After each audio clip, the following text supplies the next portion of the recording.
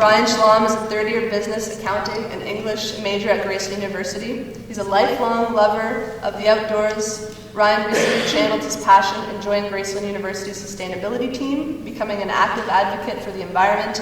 He has offered to deliver his perspective on sustainability today as a representative of the student interest in the discipline. Please help me welcome Ryan.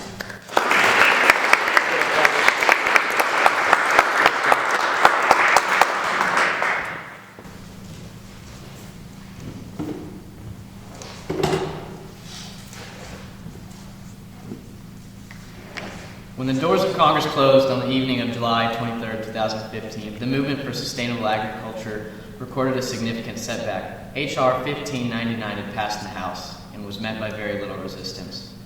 In simple terms, the bill dictates that no state or political subdivision of a state can mandate the labeling of genetically modified foods. H.R. 1599 was backed by millions of dollars in lobbying money from big food producers like Coca-Cola, Pepsi, Kellogg, and General Mills, who together spent over $18 million in lobbying, fighting the labeling of GM foods in the year 2014 alone. If signed into law, H.R. 1599 will enhance the grip that a few corporations have taken over agriculture and make more difficult the American individual's attempt to avoid unsustainable and bioengineered foods. While immediate and radical policy change in the arena of agriculture would be utopian, within our political system it is untenable. Chiefly because the American political-economic paradigm and the typical American's eating habits both support this environmentally and socially disparaging system, it's unrealistic to expect that massive change to the industrial approach to agriculture can be realized until an equally massive cultural change has been. Thus, it is the informed American's responsibility to actively contribute to a healthier food production system by consuming the most sustainably produced food within their means. Our current system, which uses taxes to subsidize degenerative farming practices like row-cropped, genetically modified seeds, while organic farmers are required to pay certification fees, is in need of reform. But because the government endorses industrial agriculture techniques that strip topsoil and pollute waterways instead of sustainable or even regenerative farming practices, the power to enact real positive change lies in the hands of the individual. The food movement, also known by the more descriptive term alternative agri-food movement, calls for its members to cast a vote with your fork by eating local and organic food. Participants in this movement seek to effect change in the industrial design of agribusiness by eliminating demand for its products. But with the passage of H.R. 1599 and similar bills, not only will ethically produced food become more difficult to verify, but industrial produced food will become more proliferate as it experiences less legal opposition. And while this has elicited an uproar from foodies who seek to avoid consuming bioengineered food, the disdain is not limited to that community. Ecologists have also found that chemical inputs deplete soils of nutrients and pollute nearby waterways, and food movement activists have drawn on such studies to argue that the industrial agriculture is environmentally harmful. The environmental transgressions of industrial agriculture are not solely characterized by chemical input. The practice has been shown to harm the earth in a number of other ways too. Fossil fuel use is considered by many environmentalists, or rather all environmentalists, to be one of the most detrimental components of industrial agriculture. In fact, the Center for Urban Education of Sustainable Agriculture has noted that we currently commit about 10 kilocalories of fossil fuel for every kilocalorie we take as food. Take the company Safeway, for example. The corporation operates a number of massive warehouses in Maryland, through which a titanic amount of food passes for inspection. They call this their Mid-Atlantic Regional Distribution Center. Virtually all Safeway produce that is distributed on the East Coast traffics through this distribution center, where it is run through a number of quality control tests. So if a lettuce farmer outside Atlanta, Georgia wants to sell lettuce to a Safeway in Atlanta, he first has to ship the lettuce all the way up to Maryland, and then it's shipped all the way back before it reaches the grocery store. Obviously, the importance for quality control is paramount. Taste and appearance tests, in addition to inspection for cleanliness and healthfulness, ought not be neglected. But what's particularly daft is the concept that this is a sustainable system. Instead of traveling less than 100 miles to a local grocery store, a head of lettuce will sit in the back of a refrigerated truck with mountains of other food so that it can sit in line to be inspected. Upon gaining the approbation of an inspector, it would once again be placed in the back of the truck and make its passage back to Georgia. According to the Center for Urban Education of Sustainable Agriculture, this worrisome account sports a better track record than the typical head of lettuce distributed in the United States. Lettuce, from production to terminal market, will typically travel approximately 2,055 miles. Tomatoes will travel about 1,369, grapes 2,140, apples 1,555, beans 766, and the list goes on. It would be unfortunate not to also consider that we suffer a loss of freshness in our food when it spends days in the back of a truck and in refrigerators and warehouses, instead of finding distribution in local, diverse markets.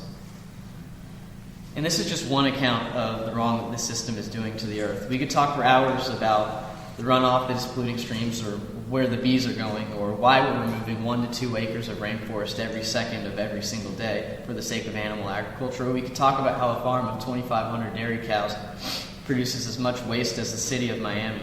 The list goes on. And all of these issues of the environment are both immediately and imperatively important. But they're not the only problem associated with America's centralized agribusiness industry. There are also urgent social issues that must be addressed. The relatively recent and pivotally important social response to iniquities resultant of American agribusiness has taken shape in the food justice movement. Food justice is communities exercising their right to grow, sell, and eat healthy food. Healthy food is defined as fresh, nutritious, affordable, culturally appropriate, and grown locally with the care for the well-being of the land, workers, and animals. People practicing food justice leads to a strong local food system, self-reliant communities, and a healthy environment. Like the word sustainability, the word food justice has been given many definitions, but I selected to use this definition because it emphasizes self-reliance as a good for community. The literature of this movement provides information necessary to understand social maladies wrought by agribusiness. It often cites disparities in the distribution of burden experienced by agricultural workers and the beneficiaries of the produce that they work to produce. Particularly in the concept of the United States, those who experience the benefits associated with this food system, such as cheap produce and profits garnered from the sale of food products, are not those who bear the associated burden.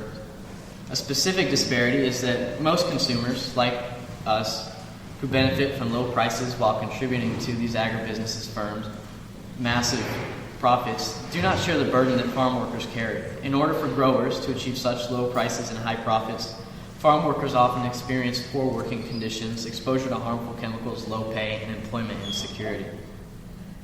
At first, I was surprised that in the 21st century, workers of any class, in any industry, would be subjected to a full combination of the previously listed malfeasances. But because of labor laws, workers are supposed to be protected against unsafe or inhumane conditions. But many large farming operations hire undocumented immigrant workers who are unable to protest poor conditions for lack of legal recognition. Thus, these farm workers are taken advantage of, exploited for their inexpensive labor. So, incapable of affecting their work environment, a farm worker is forced to accept dismally low pay. And there is a funny contradiction of contemporary U.S. agriculture. Namely, that those who produce our nation's food are among the most likely to be hungry or food insecure. Farm workers also face employment insecurity, parallel to the nature of the growing season, which requires intense labor on the reaping and sowing ends of a crop, and far less in between, runs the employment pattern. And employments will invest in labor power as they need it for production, but workers, as humans, must be able to invest in their lives, as in food, housing, and basic human necessities year-round. In order to combat this, many workers, who have been called migrant workers, will travel following growing seasons around the United States to find labor. Ironically, these workers suffer an even higher rate of unemployment and food insecurity. In another case of agricultural irony, the inverse of the plight that workers face out of harvesting and planting times is true during them. In a book called Food Justice, the authors Gottlieb and Yoshi note that workers smuggled to Florida from Mexico were coerced into picking tomatoes for 12 hours a day and 6 days a week, and those who didn't comply were threatened by violence and deportation. Because farm workers have no means of affecting their work environment, they are also subjected to the environmental ills. They work long hours around harsh chemical inputs like synthetic fertilizers and pesticides, and then return to housing in crowded, dirty conditions that often don't have basic utilities. And again, because there's no official recognition that they are employed by their employers, they do not receive the benefits ensured by minimum wage laws, child labor laws, workplace safety regulations, and so on. The centralized system of American agriculture has not only wrought havoc on the health and safety of farm workers who have been systematically marginalized on the productive side of food, it has also given rise to the food desert, a problem on the consumptive end of our food chain. In food deserts, people do not have access to affordable, healthy, or fresh food. Instead, they obtain most of what they eat from convenience stores and fast food restaurants that don't offer healthy options.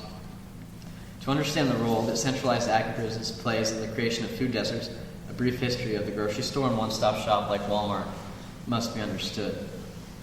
Our food hasn't always been this far-shipped commodity like it is today. Before the 1950s, virtually all of the produce eaten in the United States was sourced from within 150 miles of where it was sold, and it was sold in small mom-and-pop grocery stores. But with the subsidization of roads, the invention of the refrigerated truck, and a variety of other technological advancements, long-range shipping became practical. And once shipping food to distant markets wasn't a difficulty, big national and international conglomerates were muscling in on the traditional markets of local farmers and grocers. The rise of grocery conglomerates and large-scale American monoculture occurred largely at the same time and because of each other. In order for big firms to maintain profits, they needed high quantities of homogeneous produce, and in order for farms to stay afloat in changing times, they needed to meet these demands. So, as large corporations expanded, they continuously squeezed smaller stores out of business wherever they went. These companies typically offered lower prices, one-stop shopping, and had the financial reserves to weather price wars and economic downturns. Thus, they drove these small firms out of business. Today, a handful of chain supermarkets and big box stores now control the vast majority of the market share. However, the same business model that helped to create these stores and helped them eliminate their smaller competition also made them poorly suited for the inner city and rural markets. If you consider the size of a store like Walmart, they're huge. They often exceed 200,000 square feet in size. And because they're so large, they aren't profitable in the inner city because real estate is at such a premium. And because they're so large, they aren't profitable in rural areas because there's not a suitable clientele. So they take their business to the suburbs and leave these two economic ecosystems without access to healthy food choices.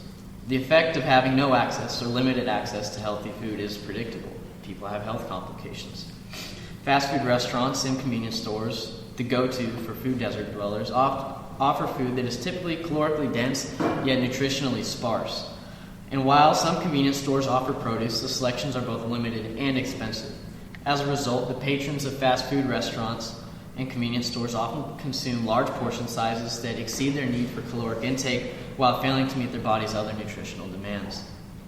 This nutrient-poor, calorie-high diet leads to diabetes, obesity, heart problems, and the myriad complications of these diet-induced diseases. So there's plenty of evidence that agriculture is an industry that needs a lot of reform, but the same political system required to change it is also designed to defend it. Bills like H.R. 1599 that further facilitate the centralization of the unsustainable American agriculture system pass because they are supported by millions of dollars in lobbying money. Corporations like those I mentioned earlier that have enough money to directly affect policy so that it favors them will not think twice about doing so. If the agricultural industry is to be changed, it will not be changed by reform, but rather it will be changed by a consumer-led grassroots revolution. The ways an individual can fight centralized agribusiness will vary by the socioeconomic status and geography of the individual. But with this said, it's important to note that every participant's effort in this revolution is important. And if a person consumes the most sustainably produced foods within their means, their effort to change the system will be immeasurable. The first step that anybody interested in this food revolution should take would be to examine his or her diet. A recent documentary, Cowspiracy, has cited that every quarter-pound hamburger requires over 600 gallons of water input. The documentary also cites that each day a person who eats a vegan diet saves 1,100 gallons of water, 45 pounds of grain, 30 square feet of forested land, and 20 pounds of carbon dioxide equivalent. And with this speech, I'm not advocating a vegan diet, as my intention is not to dive into a debate about whether or not it is helpful for the human body, but I do wish to make clear that a conversion to a mostly plant-based diet is among the best steps that one can take to consume more sustainably. Additionally, the Dietary Guideline Advisory Committee has cited strong evidence that, in general, a dietary pattern that is higher in plant-based foods and lower in animal-based foods is a more health-promoting diet and is associated with lesser environmental impact than is the current average U.S. diet. Once one has considered and ideally decided to make any necessary changes to their diet, he or she can begin to examine where and how their food is grown. For most people, these questions of where and how is my food produced are difficult to answer because we shop at grocery stores. But considering that the most sustainably sourced food is both local and organic, in many places this is difficult to do. But in order to eat healthily and sustainably, one does not have to shop at premium markets like Whole Foods and spend their entire paycheck on a commodified sustainability. This is unrealistic for just about everybody. And the good news is that there are alternative sources of local organic foods, and these sources are scattered around the United States and they're constantly growing. The food movement has endorsed a number of ways consumers can vote with their fork, but I have identified 3 local movements that I find worth mentioning today. Local grocers, farmers markets, and community-supported agricultures show a lot of promise for this movement. These 3 movements all show great promise because they offer food that is seasonal, fresh, and healthy. They afford the consumer the opportunity to fight dominant agribusiness by supporting family farms.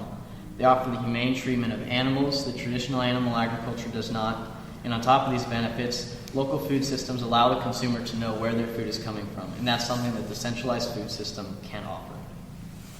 The community-supported agriculture is, in my opinion, among the smartest, most sustainable food production systems that I can imagine for our contemporary society. And here's how it works. A farmer offers shares to the public. A share typically consists of a box of produce, and an interested consumer can purchase a share or shares, and in return they receive a box of seasonal produce every week for the duration of the farming season. The arrangement between farmer and consumer creates several rewards for the farmer, the consumer, and the environment. The farmer benefits because they spend time in the beginning of the year marketing their products, so when they're working 16-hour days in the field, they don't have to market it.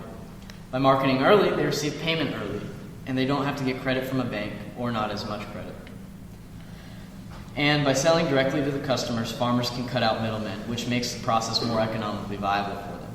The consumer benefits because they get to eat wonderfully fresh food that tastes better and holds more vitamins. They're introduced to new vegetables because farmers grow diverse crops so they can guarantee high yields every year. And finally, the earth benefits because the food is almost always organically grown and it isn't shipped 600 miles to a distribution center and back.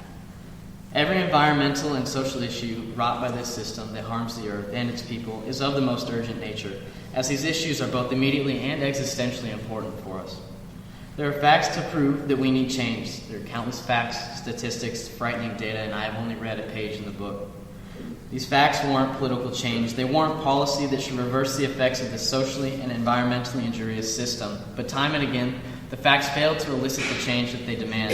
They fail because they aren't given a voice. They fail because there exists in America a system whose profits depend on its ability to harm the earth and exploit its people. And this system is kept safe by its outrageous lobbying power. The handful of corporations that own America's food will not stop, nor will they be stopped until a massive cultural change is realized. So I urge all of you, speakers and spectators of this symposium, to join the food revolution, to direct your dollar to food justice, to go to a farmer's market, to join a community-supported agriculture, to shop local and organic, and to be the impetus of change that this country needs.